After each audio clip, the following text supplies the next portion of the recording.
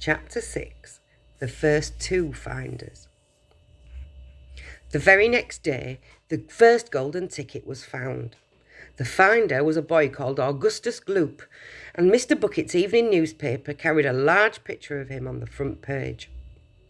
The picture showed a 9-year-old boy who was so enormously fat he looked as though he'd been blown up with a powerful pump.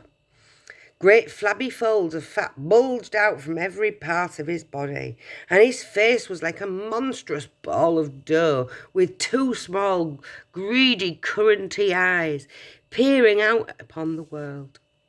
The town in which Augustus Gloop lived, the newspaper said, had gone wild with excitement over their hero.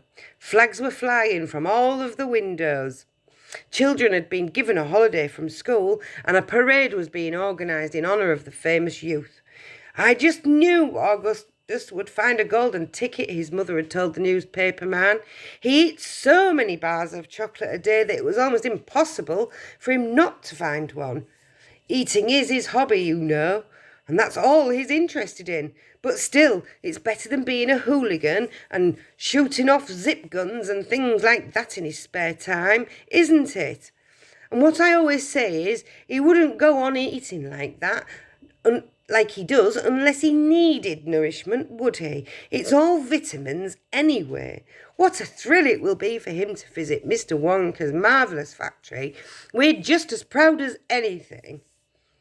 "What a revolting woman," said Grandma Josephine. "And what a repulsive boy," said Grandma Georgina. "Only 4 golden tickets left," said Grandpa George. "I wonder who'll get those." And now the whole country, indeed, the whole world seemed suddenly to be caught up in the mad chocolate buying spree, everybody searching frantically for those precious remaining tickets.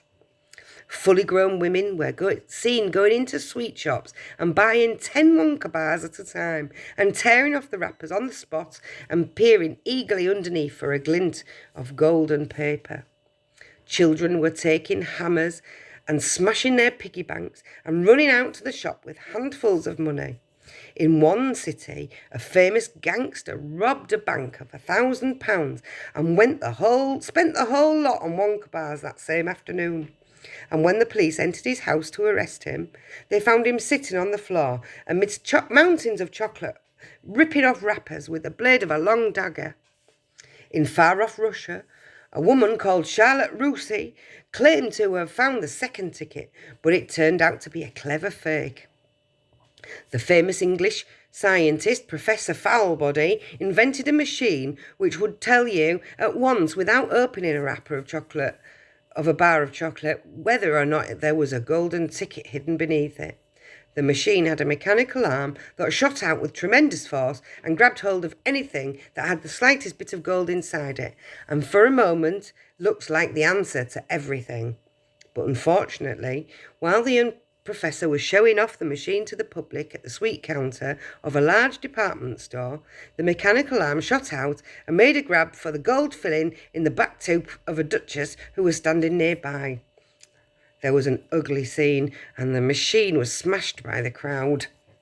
Suddenly, on the day before Charlie Bucket's birthday, the newspapers announced that the second golden ticket had been found.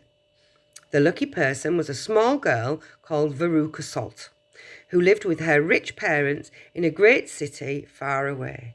Once again, Mr. Bucket's evening newspaper carried a big picture of the finder. She was sitting between her beaming father and mother in a living room in their house, waving the golden ticket above her head and grinning from ear to ear. Veruca's father, Mr. Salt, had eagerly explained to the newspaper exactly how the ticket was found. "You see, boys," he said, "as soon as my little girl told me that she simply had to have one of those golden tickets, I went into the town and started buying all of the Wonka bars I could lay my hands on. Thousands of them. I must have bought hundreds of thousands.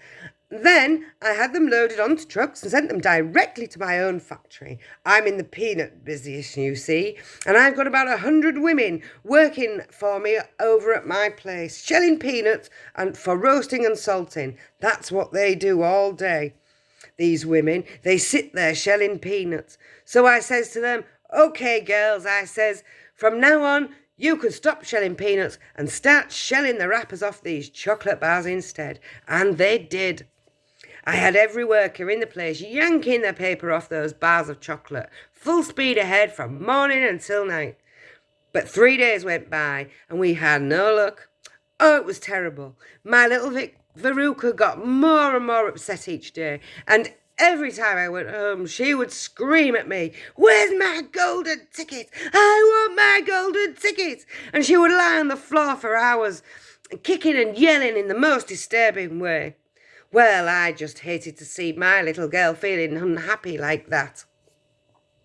So I vowed I would keep up the search until I got her what she wanted. And then suddenly, on the evening of the 4th day, one of my women workers yelled, "I've got it! A golden ticket!" And I said, "Give it to me quick!"